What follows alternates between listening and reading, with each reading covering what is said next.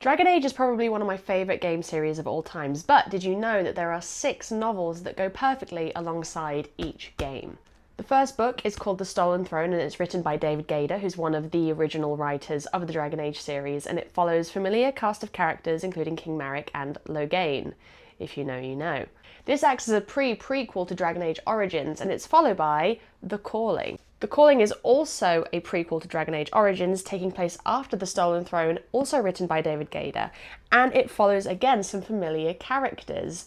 This is probably my favourite book out of all of the Dragon Age novels. Then we have Asunder, which takes place after the events of Dragon Age Origins, but I believe during the events of Dragon Age 2 or around a similar time, again written by David Gaider, and has some familiar faces from Dragon Age Origins and Dragon Age Inquisition. Then we have The Masked Empire, which is written by Patrick Weeks, who you may find familiar, who's also been writing on the Dragon Age series for a while now, and this follows the events in Orlais, before Dragon Age Inquisition, after Dragon Age 2. Now this one's a little bit of an odd one for me personally, but this is The Last Flight by Liane Merciel, and this focuses on the lore surrounding griffins. If you love griffins in the Dragon Age series, then this might be a book for you.